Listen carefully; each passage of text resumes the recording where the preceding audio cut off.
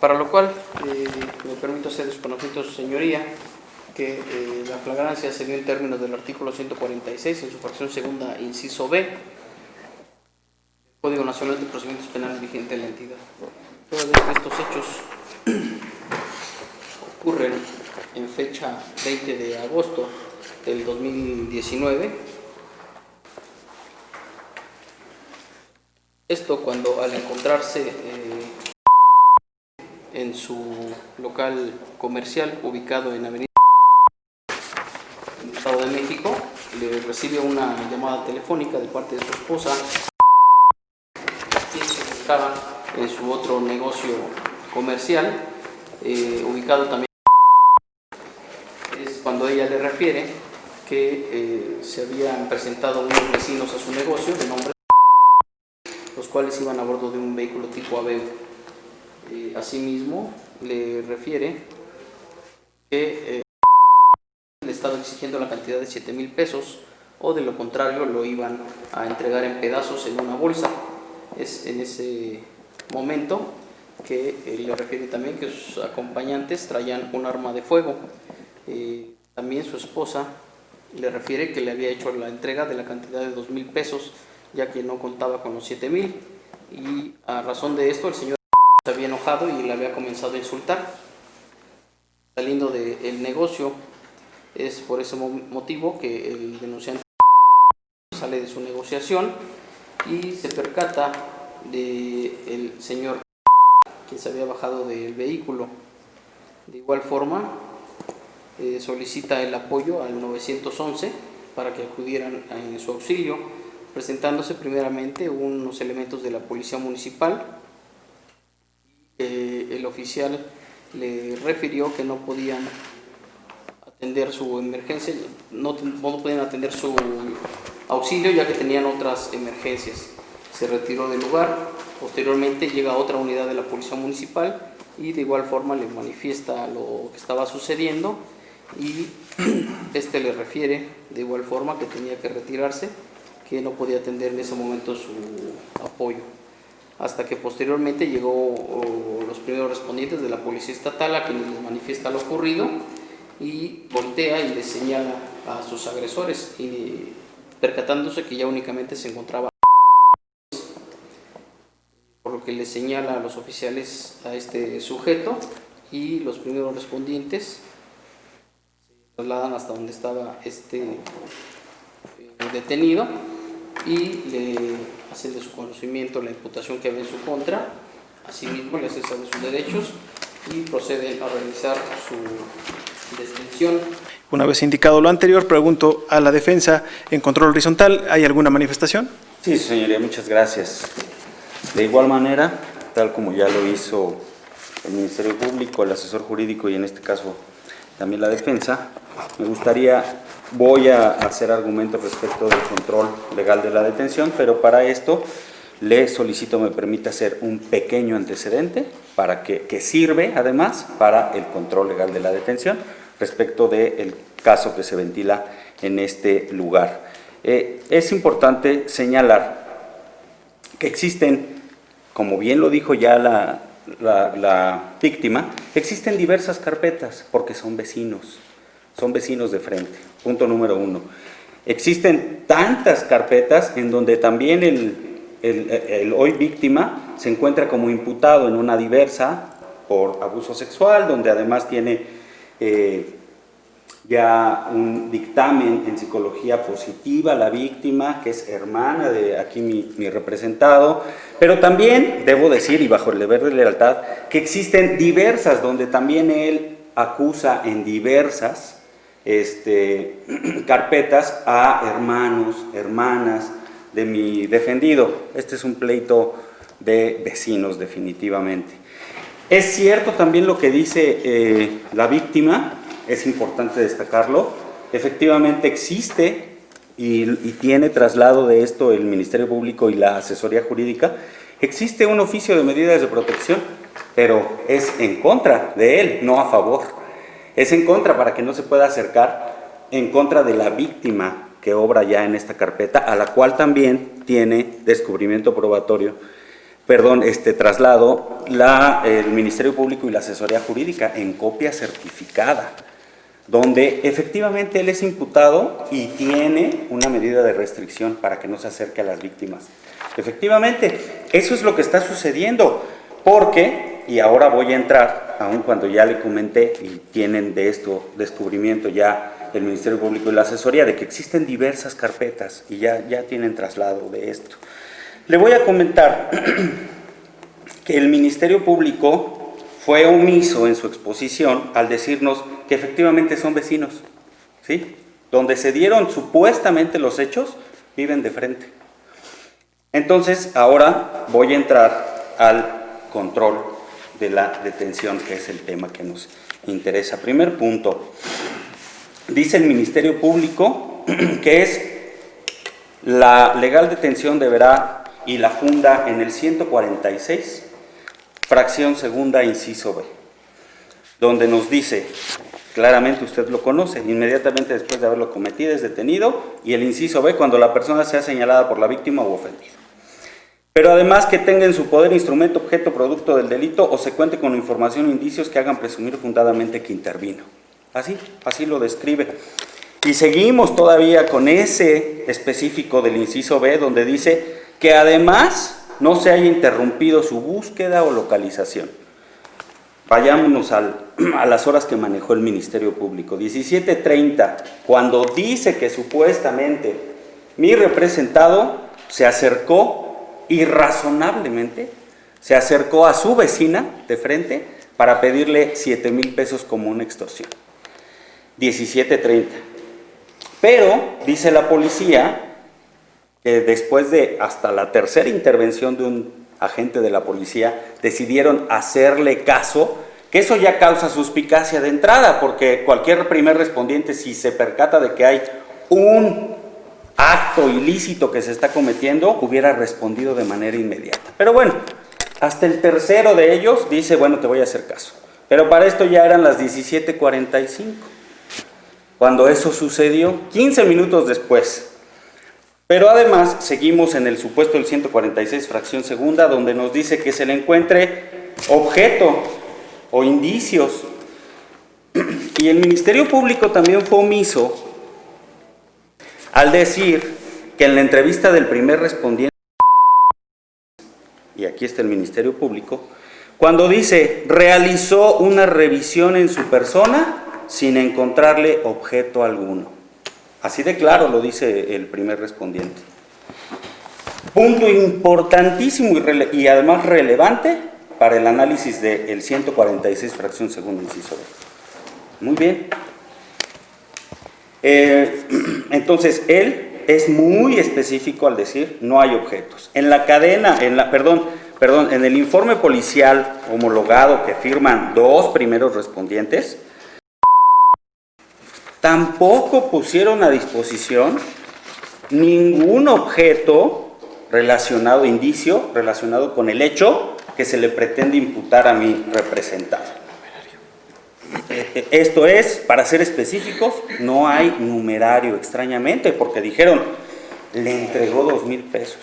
Bueno, después, dentro de los datos que refiere el Ministerio Público, dice certificado que le realizaron a mi representado. Bueno, ese certificado no es un dato de prueba suficiente para la legal detención. Ese está fuera de análisis en este momento.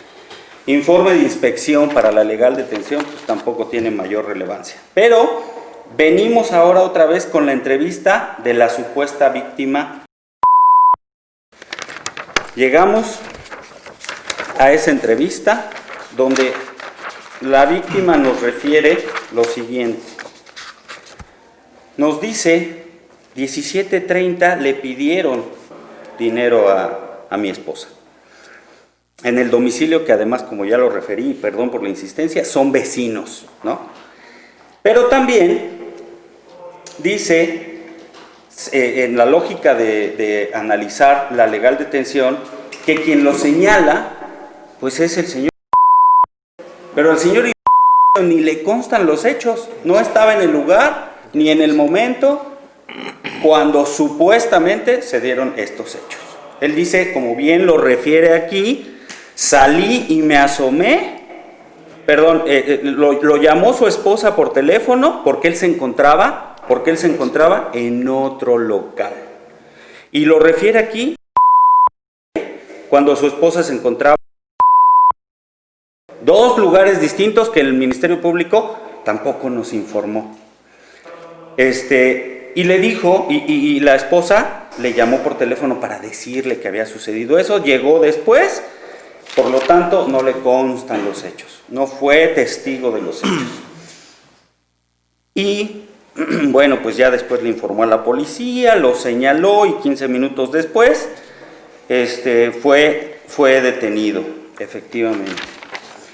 Después tenemos la entrevista, así lo refirió como dato de prueba, la entrevista que le realizaron a mi representado. Pero solo dice, le realizaron una entrevista y se sitúa en circunstancias de modo, tiempo y lugar. Claro, mi representado vive ahí, como ya se lo informé, nada más que el MP no se lo informó. Mi representado ahí vive y tenemos como dato de prueba objetivo un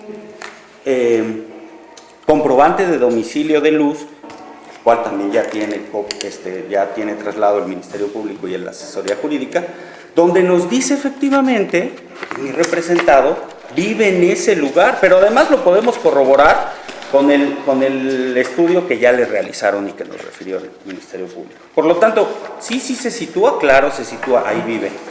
Pero además mi representado, lo que fue omiso el Ministerio Público en informarnos, es que mi representado lo que estaba realmente haciendo es llevando y exhibiéndole una medida de restricción porque el señor víctima, aquí en este asunto, había vejado e insultado minutos antes a su hermana, aun cuando tenemos, y tienen copia de ello ellos, una medida de restricción por abuso sexual. Eso es lo que el hermano le quiso informar, pero además el hermano actuó de manera legal porque él se dirigió al C4 que se encuentra detrás de su casa para informarle a la policía, oye, están violando la medida de restricción. Y el C4 le dijo, tráeme la medida de restricción y actuamos. En ese lapso que regresa eso lo dice la entrevista, el Ministerio Público no nos lo dijo. Regresa por la medida de restricción, el papel original recibido 12 de octubre, y cuando la iba a mostrar, resulta que la policía ahora lo está acusando,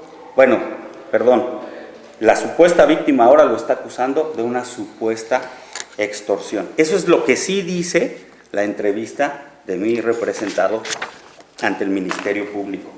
Por lo tanto, consideramos, pero voy a atender un poco también lo que nos dijo el asesor jurídico. Dice, fue detenido en el mismo momento en el que estaba sucediendo. Ya estamos hablando de supuestos diferentes de la flagrancia para empezar. Son supuestos diferentes, por lo tanto lo que él dice pues es inatendible y de igual manera dice la declaración del imputado. Nada más dice eso, pero ¿por qué no se tomaron el tiempo para leer lo que sí dijo el imputado? Pero además relacionarlo con lo que nosotros ya nos descubrimos.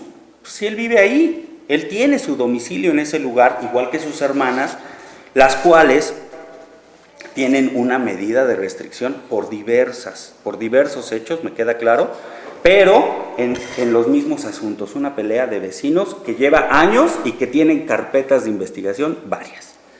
Por lo tanto, voy a ser insistente en el tema de que fue supuestamente el hecho 17:30, la detención 17:45, no le consta al supuesto señalador, no le constan los hechos para nada, y además de las 17:45 a las 19:05 fue puesto a disposición del Ministerio Público mi representado, sin que haya una sola justificación, dato objetivo, lógico, que me diga por qué ese tiempo después fue puesto a disposición mi representado ante la autoridad competente. Por lo tanto, ese es mi debate en contra de la legal detención y solicito se decrete de ilegal la misma por los hechos ya relatados, señorías. Alberto, ¿está de acuerdo con su defensor? ¿Mande? ¿Está de acuerdo con su defensor? Sí. Bien, escuchadas a las partes, cierro debate. Bien, en ese tenor les hago saber que esta resolución que yo emitiré a continuación es de manera oral. Y en el Código Nacional, en su artículo 146, tanto como en la Constitución Política de los Estados Unidos Mexicanos, se establece una cuestión, y esto es que, por regla general, para que una persona sea llevada ante un juez, debe existir previamente una orden judicial, en este caso una orden de aprehensión en caso que así sea necesario. Es decir, como una garantía de las personas, se tiene que no cualquier persona puede detener a otro o llevarlo ante un juez sin ninguna justificación, llamémoslo así. Tiene que existir una orden previa, una orden judicial previa. Esa regla, sin embargo, tiene algunas excepciones. Una de las excepciones es que una persona sea detenida en flagrancia. Flagrancia significa, y lo voy a explicar a continuación, lo que establece la propia Constitución y el artículo 146 del Código Nacional. Esta excepción, desde luego, debe ser estricta, debe estar apegado a lo que establece el Código Nacional, no podemos hacerlo extensivo. Esto de acuerdo también al principio pro persona, que desde luego favorece la libertad de las personas. Y la flagrancia se indica en la Constitución y en el Código Nacional que se da cuando una persona es detenida al momento de que está cometiendo un hecho delictuoso. Si una persona es detenida en esos momentos, hay flagrancia. Ese es un supuesto, hay tres supuestos. El segundo supuesto es que una persona sea detenida instantes después de que cometió un hecho delictuoso, y esto es porque fue sorprendido al momento de que lo estaba cometiendo y fue perseguido de manera material e ininterrumpida. Esa es la segunda hipótesis de flagrancia. La tercera, que es la que se atribuye a usted, se refiere a que una persona sea detenida instantes, inmediatamente después de cometer un delito, y esto sea porque se ha señalado por la víctima como la persona que intervino en el evento, y que además se encuentren en su poder objetos, instrumentos que estén relacionados con el hecho delictuoso o indicios que hagan presumir fundadamente, desde luego, que intervino en ese evento delictuoso. Esta es la hipótesis de flagrancia que indicó el agente del Ministerio Público que se llevó a cabo, y es la que yo voy a analizar si se actualiza o no. Esto en atención también a lo que ya he referido. De acuerdo a lo que indicó el agente del Ministerio Público, en ese sentido, de acuerdo a la información que se me indicó por parte del agente del Ministerio Público y los datos de prueba con los que dijo contar, yo advierto que hasta este momento existe deficiencia en esa investigación por las siguientes consideraciones. Se indicó que su señora esposa, señor, quien recibió una llamada telefónica y quien fue víctima de ese delito, quien de manera directa resintió esa llamada, no fue una llamada, acudieron a su local, y que fue de manera directa ante ella quien le exigieron la entrega de esa cantidad de 7,000 pesos. Esto fue referido por la representación social, y que ella a su vez a usted le llamó por teléfono, y que usted fue quien llamó a los elementos de la policía para que lo auxiliaran. De los datos de prueba que fueron aportados por el agente del Ministerio Público, no se advierte que exista esa entrevista de su señora esposa. Él, desde luego, tenía la obligación de recabar esa entrevista para darle certeza a esta aseveración. No se cuenta con una entrevista de quien resintió de manera directa esos hechos, y si bien usted refirió lo que ella le dijo, esto se estima que no es suficiente para establecer que el hecho aconteció de esa manera. Se necesita una entrevista de su señora esposa quien refiriera esta circunstancia. Usted en este caso únicamente lo sabe por oídas, por lo que le dijo su señora esposa, porque usted escuchó que usted no estaba presente en el momento de que le exigieron ese dinero. Esto de acuerdo a la información que me fue proporcionada, y le reitero, yo debo resolver únicamente en base a la información que me dan. Yo no puedo ni suponer, ni presumir, ni inferir alguna cuestión que no está objetivamente indicada por el Ministerio Público. Yo tampoco tengo acceso a esa carpeta de investigación, solamente puedo resolver en base con la información que se me da, y de acuerdo a esa información no fue recabada la entrevista de su señora esposa. Por lo tanto, no se tiene la certeza de que el hecho aconteciera de esa manera, porque no hay alguien que lo haya visto de manera directa. Aunado a ello, se dijo que su señora esposa le refirió que sus vecinos habían intervenido en ese evento y les dio los nombres de estas personas, pero no se advierte que la víctima, que es quien de manera directa resintió esa cuestión, haya reconocido a Alberto Rodríguez Ordóñez como la persona que le había exigido ese dinero.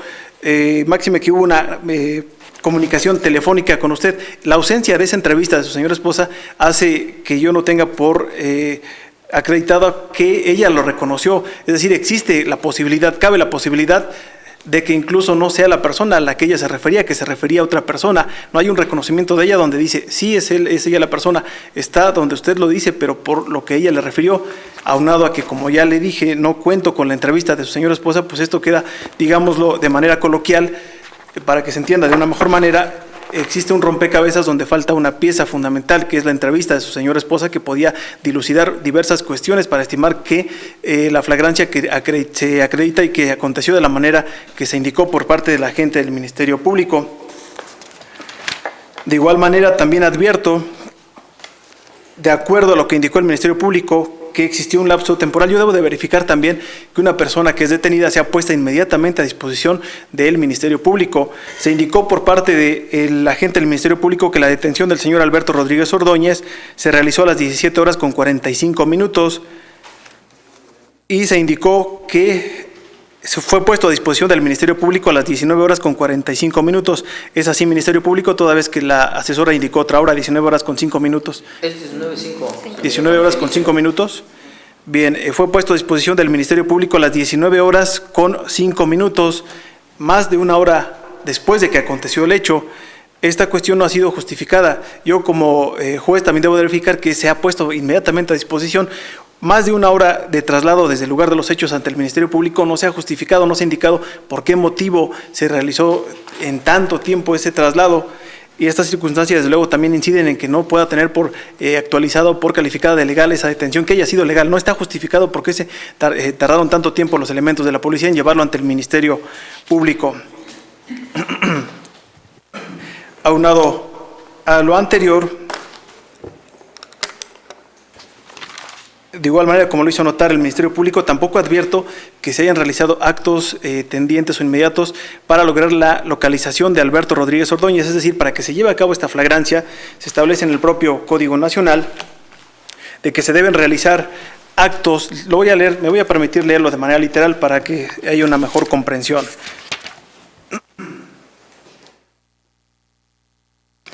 El artículo 146, en su párrafo final, establece que para este caso de flagrancia, para los efectos de la fracción segunda, inciso B de este precepto, se considera que la persona ha sido detenida en flagrancia por señalamiento siempre y cuando inmediatamente después de cometer el delito no se haya interrumpido su búsqueda o localización. No hay algún dato hasta este momento de que no se haya interrumpido esta búsqueda o localización, máxime que, como ya lo he referido, usted fue quien intervino, pero no hay esa cuestión relativa a la entrevista de su señora esposa respecto a los actos que ella realizó para que se pudiera dar con este sujeto. Esa cuestión falta, es fundamental y falta en esta investigación. Por ello no puedo tener por actualizada esta hipótesis de flagrancia que establece el artículo 146, fracción segunda, inciso B del Código Nacional de Procedimientos Penales.